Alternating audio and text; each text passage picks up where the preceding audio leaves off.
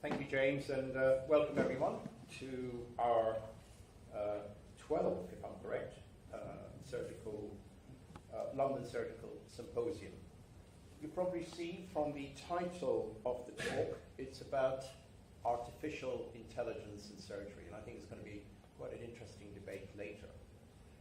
AI has become a scientific platform in itself, and there's been a huge amount of investment in this university and also across the UK. And I think it's worthwhile when you talk about artificial intelligence just to take a step back and go to the last war and obviously remember one of the great visionaries in those times of Alan Turing.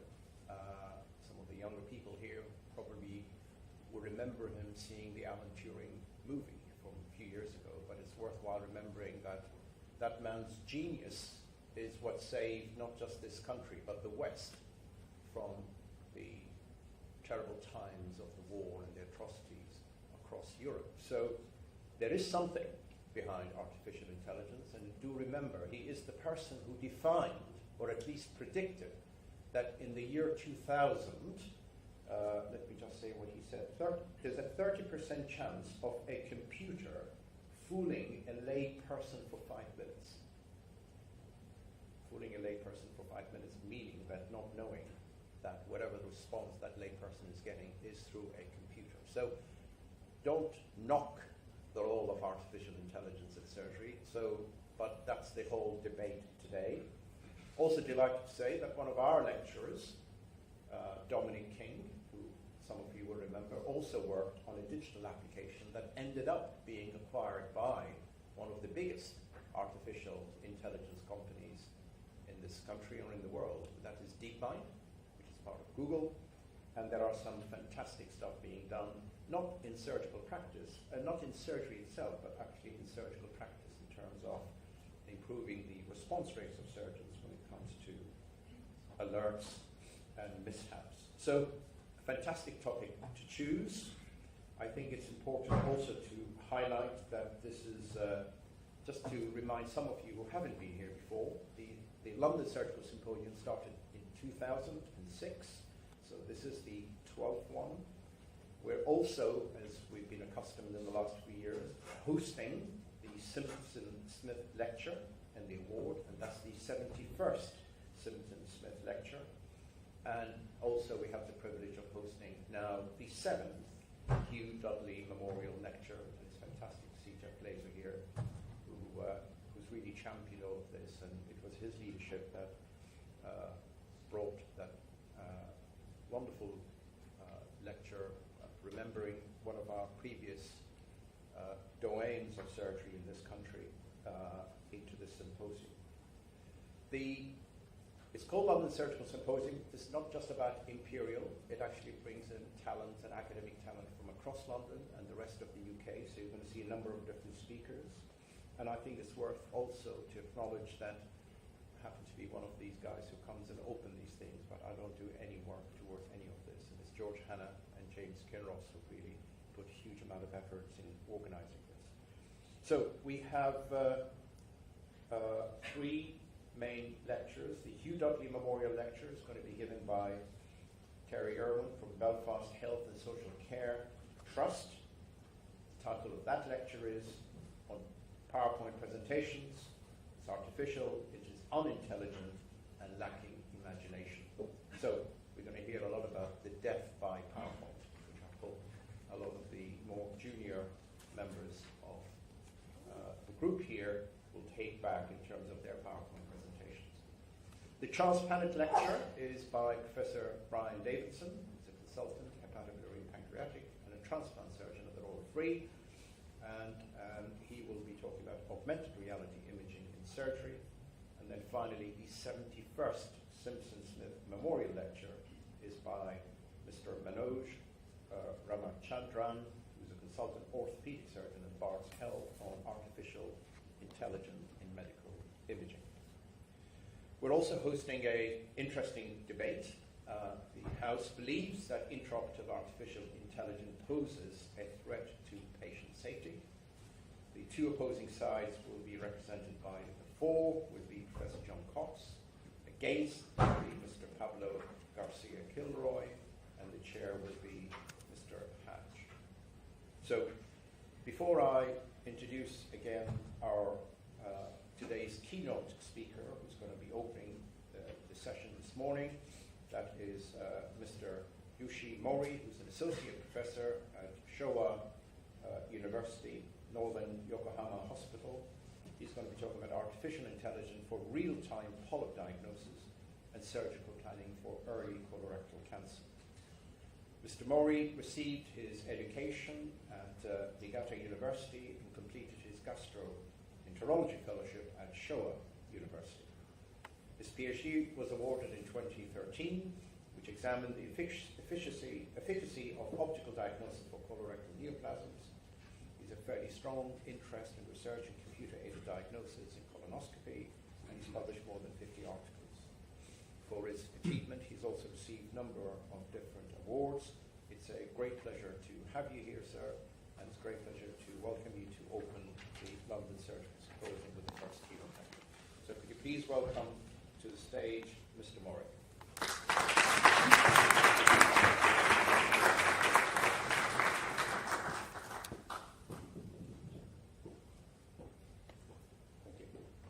Good morning, everyone. Thank you for a very kind introduction, Professor Darzi. It's my great pleasure to be the presenter of this London Surgical Symposium as a keynote lecture speaker.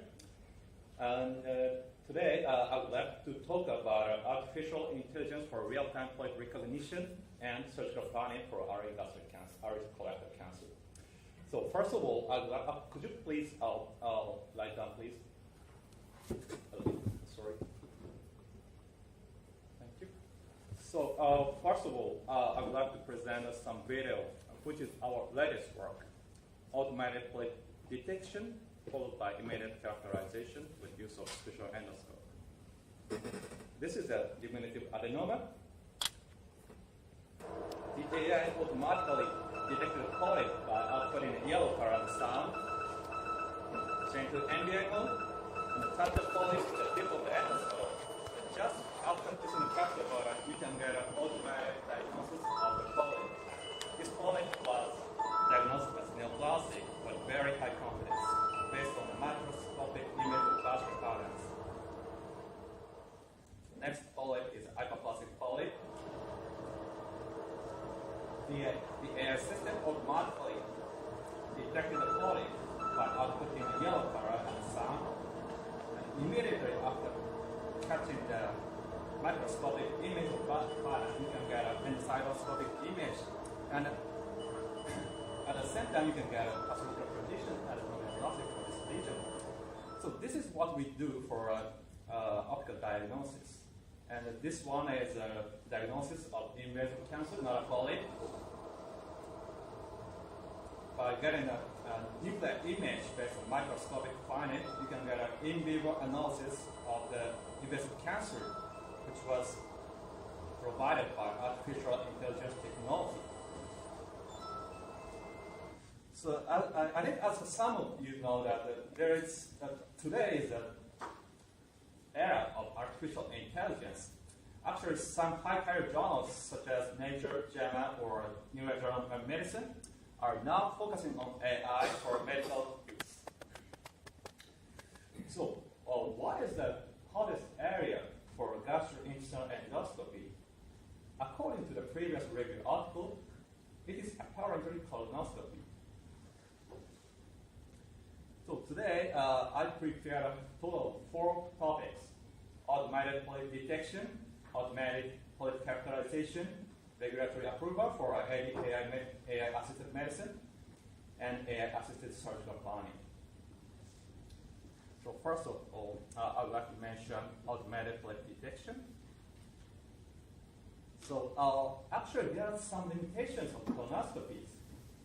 For example, there are considerable rate of polyp miss rate, ranging from 20% to 40%. And even if you detected a polyp, there is a considerable rate of the misdiagnosis. According to the large prospective study conducted in the United States, the differentiation of adenomas limited to the sensitivity of 87% and the specificity of 65%, both of which did not reach 90%. So I think it's insufficient for clinical use. So I think the AI can be a good solution for overcoming these issues. And there are roughly 2 roles expected for the use of AI for colonoscopy. The first one is automated polyp detection, which apparently contributes to the improvement of ADR or adenoma detection rate during colonoscopy. And the other point is the automated polyp characterization or polyp historical prediction of the detected polyps, which can contribute to the accurate optical biopsy. And first of all, I would like to focus on the automated polyp detection. So let me show you some video. It's a quiz. Where is a polyp? Actually, there's some tiny polyp in this video presentation. Can you find it? It's very tiny. Actually, there was a polyp behind the hole of the colon. However, if you use the AI, you can find it very easily. The AI automatically finds a polyp by alternate yellow color and sun. This is the polyp behind the fold. So this is what we want to do in the near future.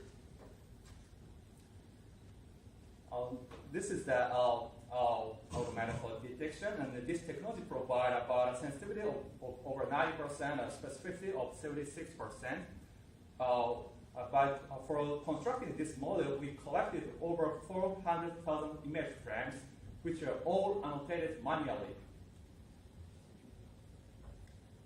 And when it comes to publication, actually there's a very, very few number of the publication in terms of automated detection. Last year, our team reviewed all the articles devoted to the computer-aided diagnostics for colonoscopy, and we found that only 14 publications in the medical field. And among them, we can just find just one publication in a medical journal. So it's a very emerging area, emerging topic. However, when it comes to the engineering publications, we can find some articles from the United States or from Spain, and according to this pioneering achievement, the precision of the detection is over 90% and sensitivity is approximately 70%. I think it's acceptable, but these studies are conducted offline. It's not conducted in vivo, or it's not conducted based on video analysis. So in terms of the generalization, the reliability of these studies is very low. However, after the emergence of deep learning, everything has completely changed. According to some Japanese research articles, the sensitivities and the specificities are over 98% for detection of diminutive polyps. However, it's not published. But this year, last month, we got a very good publication from the Yuichi Mori School. According to their article, it provides over 95% of sensitivity and specificity for a static image analysis, and moreover, over 90% of sensitivity and specificity for video-based recordings. It is very good. However, still, this validation was based on under 50 patients. So the power of the paper is not so strong. So we have to do more and more for this area. And it's my imagination. I think these lesions are our ultimate goals for automated polyp detection. Can you find it? Actually, if you use a chroma endoscopy, there are a considerable number of polyps in these images. And actually, in the middle of the image, you can find very large blood lesions. However, currently, these type of lesions can be often missed, and we have to survey such a lesion with potentially with use of artificial intelligence. So let's move on to the polyp characterization. So it's a quiz. Can you differentiate? Can you identify adenoma or hyperplastic polyp from this white light image? Actually, one is an adenoma and the other one is hyperplastic polyp, but it's really difficult to identify, to be identified. So this is a very good clinical question during colonoscopy. If this lesion is adenoma, you should reject it. However, if this lesion is hyperplastic polyp in a rectus sigmoid portion, this polyp can be left inside you without doing any polypectomy. So in this slide, I would like to show which modality we should use for AI for colonoscopy. For automated polyp detection, I think the white light endoscopy is a good modality for AI diagnosis. However, when it comes to automated characterization, you've got a very large number of options. For example, white light endoscopy, NDA, magnifying endoscopy, or microscopic endoscopy such as endoscopy or confocal laser and microscopy. There are a lot of options. Among them, we selected endoscopy as a good target for AI diagnosis. I will show some reason for this selection later. So let me introduce endoscope briefly. It was commercially available actually in UK, EU, Middle East, and Asia, of course in Japan. And you can use it if you have a usual endoscopy unit named EVIS Lucera Elite 290 series. I think it's commercially available in UK. And this special endoscope has a special function of microscopic observation with a 524 contact microscopy, in addition to the normal endoscopy function. And if you use this endoscope, preparations should be done, such as NDA or pre-staining with a methylene blue. Let me show the overview of the endocytome. This video was microscope question. You can get a usual magnifying image by just putting that lever. It's a usual magnifying image. And if you contact the tip of the endoscope to the lesion, you can get a microscopic image by putting the lever. It's really easy. So we can get a microscopic image based on the nuclear staining. Sorry, that sound is too loud. Sorry. So if you use an endoscyte, it's really easy to get an image. Just contact the lesion, and you can get a microvascular image based on an NDA mode, and you can get a nuclear image based on the methylene blue staining mode. So you can get a real-time histological evaluation if you use this endocytoscopy.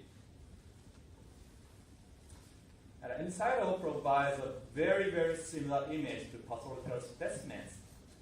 The upper pictures are endocytoscope images, and the bottom pictures are corresponding pathological images. As you can see, there are a lot of similarity between the endocytoscopic images and pathological images. So let's get back to the previous question, which is adenoma or hyperplastic polyp, which is very difficult if you use only white light endoscopy. However, if you use endocytome, there is a clear difference between two lesions. The upper one is adenoma, the other one is hyperplastic polyp. The findings are completely different. If you look at the upper side, there's a nuclear, there's a little bit swollen nuclei and slit-like lumens, where there's a serrated lumen in the bottom picture. So, however, I think these pictures are too complicated for non-expert endoscopists to diagnose real time. That's why we developed AI system or computer-aided diagnostic system for these microscopic images. Let me show you. So this is a very, very tiny polyp rectum. Change to the NBI mode and touch the lesion on the tip of the endoscope. So this is a microvascular image obtained with the endocytome. And based on this image, artificial intelligence provided a real-time analysis of the histology. And this is the stain mode. You can get a nuclear image based on measurable staining. And the artificial intelligence analyzes this distribution of the nuclei and output the pathological prediction as neoplastic with high confidence. So if you use this system, you can rapidly diagnose the lesion as neoplastic and move on to the resection of this polyp. But if you don't have such a system, maybe you can leave such a tiny polyp live inside you. This is the algorithm of this system. Actually, we don't use deep learning for this algorithm. Instead, we use a very, very conventional machine learning method. There's some reason. Because actually, we tried both deep learning and conventional machine learning method for the development of this system, and find it deep learning is less effective compared to the conventional machine learning method for this modality. So we selected the conventional machine learning method. And strength of this system is that it works real time in clinical practice. Of course, we got approval from IRB and consent from patients. And under this condition, we are now evaluating this system under real-time clinical practice. This is our strength. And we have already conducted some pilot studies to evaluate the performance of this system, which showed that the AI is almost same to the experts in terms of performance. However, it provides a significantly better performance than those achieved by non-experts. So we combine the technology of automated detection and characterization in the one package. This is the beta of the automated characterization and detection. After automated detection, we can get an automated pathological prediction of the polyp immediately after pushing the capture button of your endoscope.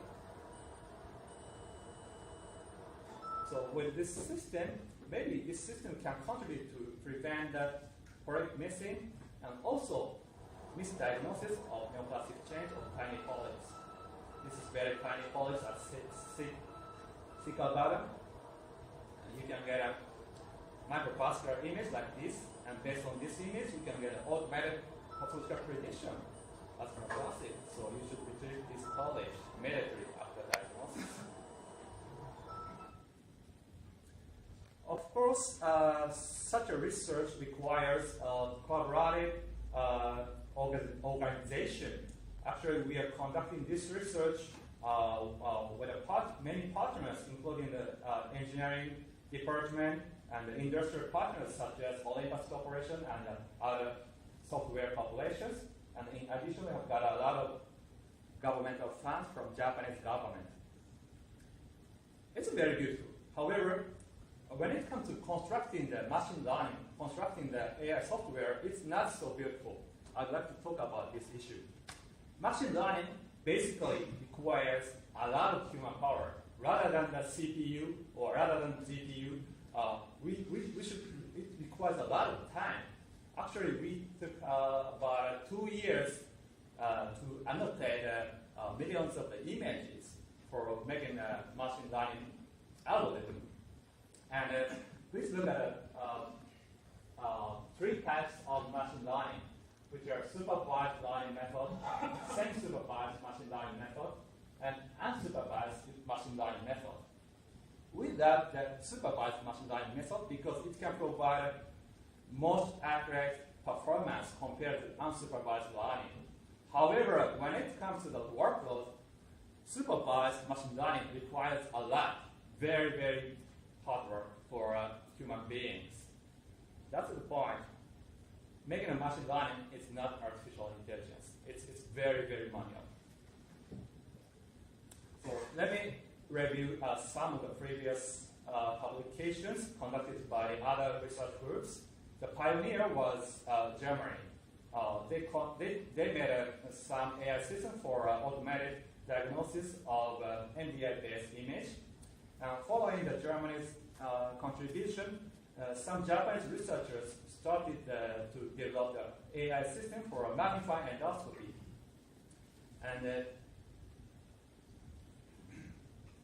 the emergence of deep learning, some Canadian group conducted a very beautiful study.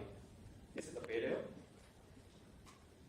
And their technology is based on MBI image, and this polyp can be diagnosed as type 1 in NICE classification, which means a non-neoplastic with 100 confidence level. And the next polyp is very tiny one. This polyp was diagnosed as, I think, neoplastic. Yes, type 2 is a neoplastic in NICE classification. So this study is very, very excellent in terms of its accuracy. It was 94%. However, it was video-based analysis. It's not real-time evaluation of the AI technology, which is a very, very important issue. So let me introduce again why we use end-cytal instead of using a white light endoscopy or a normal MBI image, which is very, very, whose availability is apparently higher than endocytoscope. The reason is very simple. If you use a conventional endoscopy, you should indicate the region of interest manually before using the characterization method. However, if you use endocytal, fortunately, ROI is the whole of the image, so you don't need to manually indicate the ROI. So fully automated diagnosis can be achieved if you use endocytoscopy or confocal laser and microscopy. I think that's the point, because currently the automated detection cannot provide 100% of accuracy. Maybe it's 90% or 80%, so it's not inaccurate. So still now we have to indicate manually that the ROI before use of the subsystem. That's why we use end-cytal. So in this slide, I would like to introduce current limitations of AI-assisted colonoscopies. I think there are a lot of barriers before clinical implementation. I just picked up two issues. One is a study design, the other one is a large amount of non-analyzable images. When it comes to study design, actually over 90% of the studies were conducted in a retrospective fashion or experimental fashion. It is a very big problem because a retrospective study usually provides better data than the actual clinical practice. To overcome this issue, we have conducted the first prospective study in this area last year. The study method is very simple. It was a single-arm prospective trial. The intervention is very simple, which is real-time use of AI during colonoscopy. And a primary outcome measure was diagnostic performance for diminutive polyps. This is a patient flow.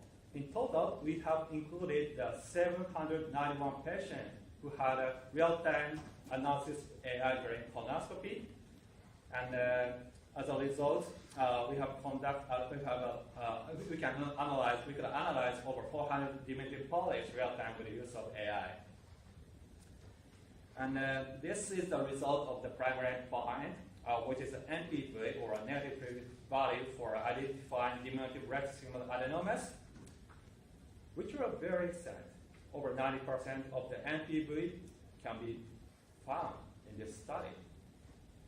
Actually, these accuracies are exceeded the threshold of required for optical biopsy, which was proposed by American Society of Gastrointestinal Endoscopy. And sub-analysis provided a very, very interesting results. I'd like to share some results with you. And this is the NPV for identifying diminutive rectal sigmoid adenomas by expert hands and by non-expert hands. Interestingly, non-experts provided almost similar, maybe a little bit better performance to experts' hands. So it's very important because basically CAD is designed to use by non-experts, not by experts. So to evaluate the performance of non-experts is very, very important. However, such a thing have not been conducted by any other researchers. And I'd like to pick up the other weakness of AI system.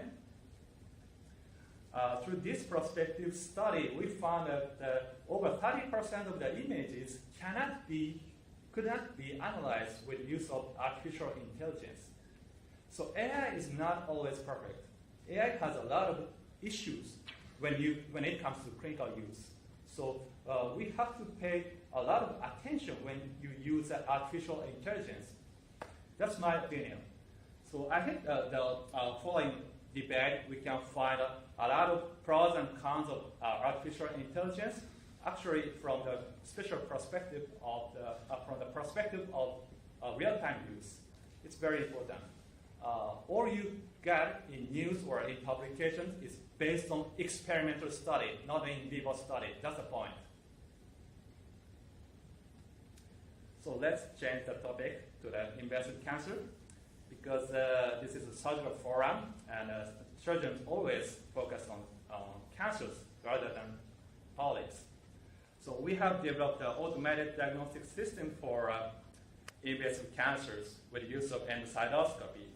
So what do you think about this lesion? This is a large laterally spreading tumor located at rectum, and you can find a large flat lesions, and in the center of the lesion you can find a red protruded area. What do you think about the histology of this lesion?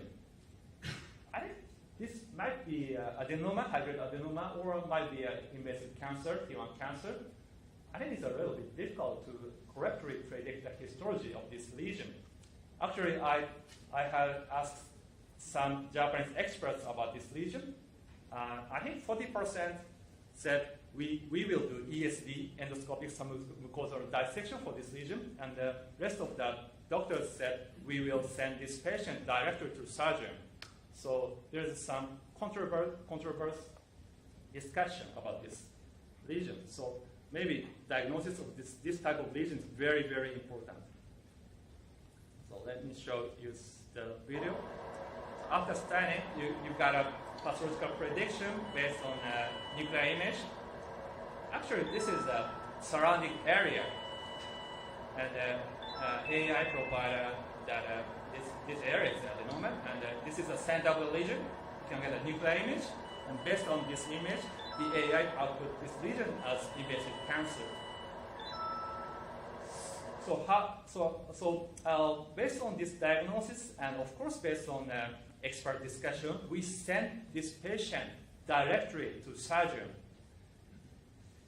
And this is the pathological specimen of the surgical result, which indicated that this lesion is a cancer in adenoma, and the depth is T1, and surprisingly, this lesion has a nodal metastasis. So the prediction of the pre-surgical diagnosis was correct for this lesion.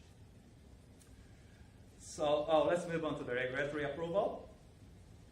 Apparently, there are 5 steps before getting a wider use of artificial intelligence in clinical practice. First one is product development and a feasibility study, clinical trial, regulatory approval, and hopefully insurance reimbursement.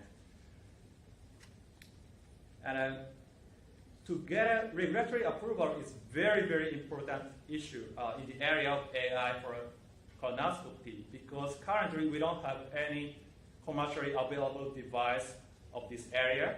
So we have organized a large multi-center groups to obtain regulatory approval in Japan. And fortunately, we have already done the application of the regulatory approval for an automated characterization system. And now we are targeting on the automated polyp detection system.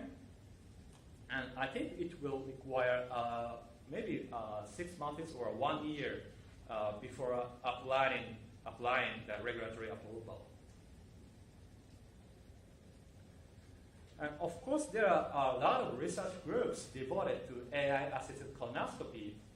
This map is fundamentally based on the publications in the medical field. So of course, I understand there are a lot of other research groups devoted to the same area, but there are a lot of competitors, a lot of researchers.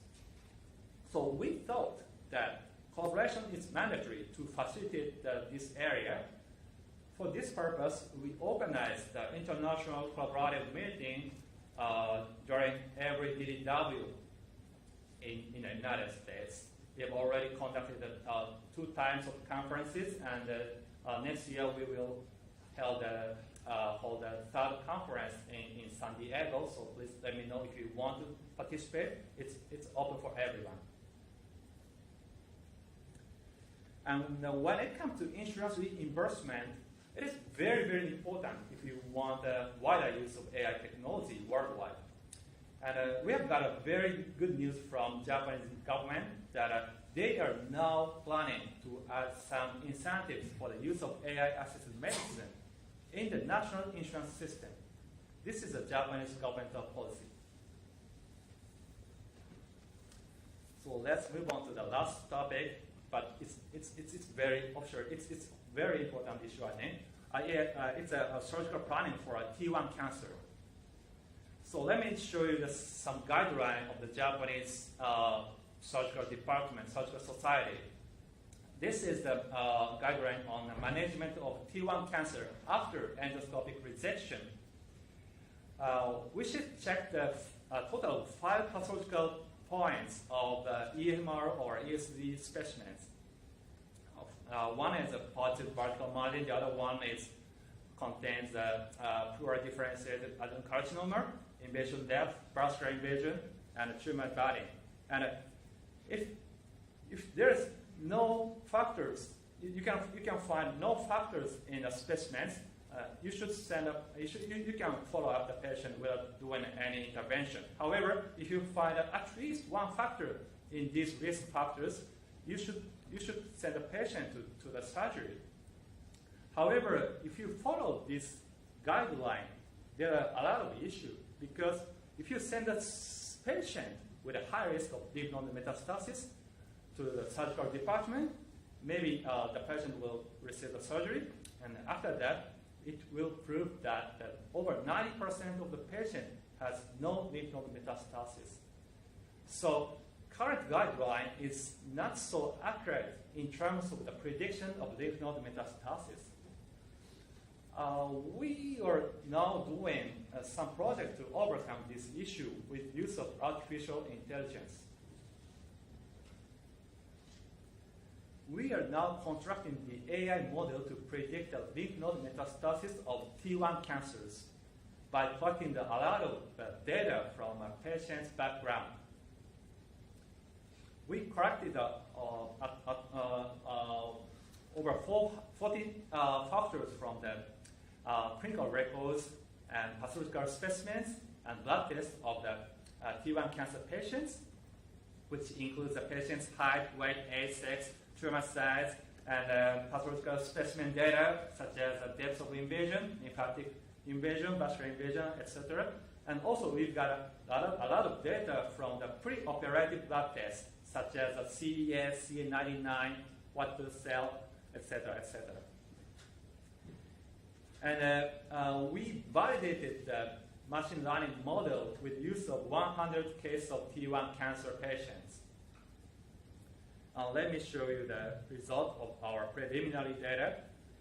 This is the data of the machine learning. Please look at the red rectangle. And actually, Japanese guideline provided only 9% of accuracy in terms of the prediction of lymph node metastasis. However, this AI model can predict over 60% of lymph node metastasis based on the pre-surgical specimen and pre-surgical patient's clinical record and clinical blood data. So I think it's very promising. So, however, the weakness of this study is the small sample size. Actually, AI provided 69% of accuracy. However, 95% CI or confidence interval was ranging between 59% and 78%. This is, I think, too large. We have to make narrow of this 95% CI for future use in clinical practice. For this purpose, we are now starting a large multi-center prospective study. First of all, the primary endpoint is to collect a lot of data of T1 cancers. Collecting the T1 cancer is really difficult because the number of the T1 cancers are limited. However, our collaboration includes a National Cancer Center in Japan, so we anticipate to collect over 5,000 surgical specimens of T1 cancer within 1 year.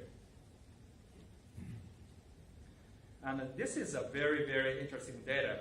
This is the factors related to lymph node metastasis provided by artificial intelligence. And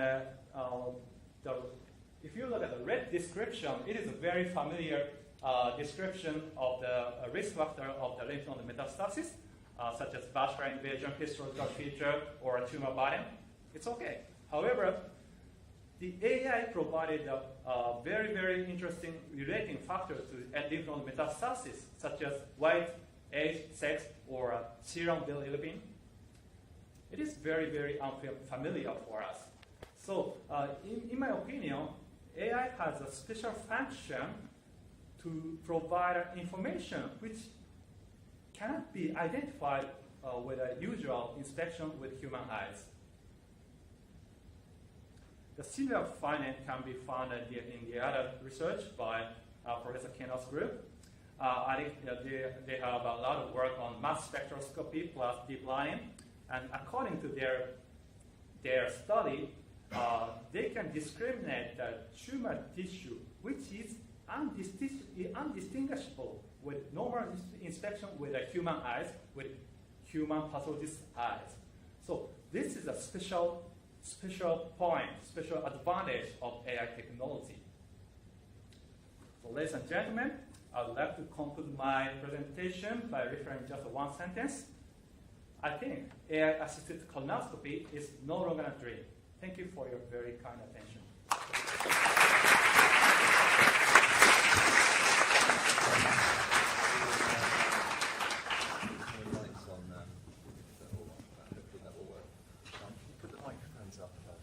Yeah. Thank you, Dr. Mori, for really a fantastic state-of-the-art lecture. I think you'll all agree that was extremely impressive. I know you all have questions from the floor. We have some microphones if you'd like to ask them, and we have some time for questions. I'm just going to start whilst you all think. You mentioned that you had 430,000 images to reference and to validate. Which was the unlucky clinical research fellow that had to screen through 430,000 images? How did you scale that? Yeah, actually collecting the data is the most important point when you focus on such type of research. I think that multi-center collaboration is mandatory above all, because we have to keep the quality of the machine learning data in terms of the size, in terms of the variety. If you got the data from just one institution or from one country, it will be biased. So size is, of course, very important, very, very important, and it can be, it will contribute to a higher accuracy. But at the same time, collaboration is also very, very important, especially international collaboration is mandatory, I think. You mentioned in your methodology that the machine learning outperformed the deep learning. Can you expand on why that was? That's a very good question. I think you should ask my collaborative engineer for this question, but in my view, deep learning is not perfect. Sometimes deep learning is best, but sometimes it's not so best. So for our research, this research is based on an endoscopy image. The image variation is not so large as we thought, because always the size of the image is fixed because of the spec of the endoscope. So it is really easy for a classical machine learning method to analyze with a high accuracy. However, when it comes to deep learning is very strong for a variety of the things, so such as the recognition of the face or human beings or road. Deep learning is very helpful. Also, automatic polyp detection. Deep learning is very, very helpful because there are a lot of variety you can But when it comes to the microscopic imaging, it has not so diverse. So that's why classical machine learning method had a better result than deep learning. Could you, I mean, this is a slightly loaded question because I know the answer, because we discussed it last night, but could you expand on some of the unintended consequences of introducing AI into the endoscopy suite? How did the clinicians respond to the technology, and did you notice any outputs from how they interacted with the technology? Yeah, James, it's a very, very important question because to the best of my knowledge, very, very few researchers evaluated the AI system in a clinical practice. Fortunately, we have evaluated this technology for more than 2 years or 3 years. And we have found a lot of the pros and cons in use of AI. And when it comes to the limitations of the use of AI technology, one is additional time required for examination. Because if you use the automatic polyp detection, the system always outputs the yellow color or sound. It is very annoying, and whenever you hear the sound, you should focus on the image, which is not usually done in a clinical practice. So prolonged procedure time is one limitation, and the other one is a distraction. You can be distracted by the output of the artificial intelligence, and sometimes you will feel stress, and which can cause the misdiagnosis during procedure. We have to check it in a clinical practice, but it would be some bad point. Sure. So we have to evaluate whether AI can contribute in a good result or a bad result in RCT or something like that. So we are now starting the randomized control trial to evaluate the use of AI for clinical endoscopy. Do you think an RCT is the best way to evaluate this technology? I don't think I don't have a clear idea about a study design, but at least RCT can provide additional value of artificial intelligence compared to the conventional colonoscopy technique. And yes, we can evaluate the additional time and additional stress which endoscopists might feel during the procedure. But yes, we have to evaluate the potential of AI, not only in RCT, but in a large cohort study, I think, or maybe we should have some meeting, international meeting to discuss this, because RCT is not always perfect. So. And one last question for me, if there's no other questions from the floor. Oh, I'm sorry, Anna, I didn't see that. Please, I could keep going. Okay. Actually, Kings, Dr. Mori, that was outstanding as always. Real pleasure to hear you speak. My question is really related to, on a practical sense. I mean, you have a unique advantage, certainly at Showa University, having been with you, that you have access to magnification endoscopy routinely, access to endocytoscopy, and also access to endobrain. There's no doubt that AI is a huge advantage for non-experts, in particular protection and also for characterization. You've shown that. My question really relates to expert endoscopists and how they have embraced this, because have you seen any advantage from endocytoscopy in addition to routine magnification endoscopy in terms of diagnosis? And if you have, then is there any extra value from those experts on using endobrain? Just how do they manage that, the experts? Because I know you've got huge experience in magnification. Thank you, Amin, for a great question. So you're asking about value of using endocyto for experts? Yes. I think basically our project is for non-experts, which occupy about 90% of the endoscopies. So we are, yes, I will directly answer your question. There's a little additional value when you use the endocytoscope or the expert's hands, yes.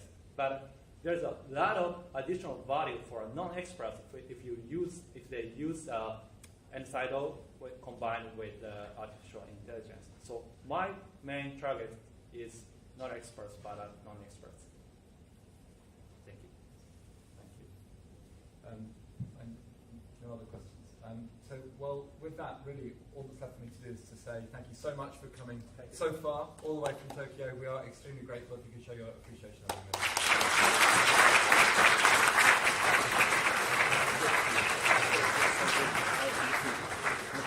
We have a gift for Dr. Mori. He's come so far, so thank you very much indeed.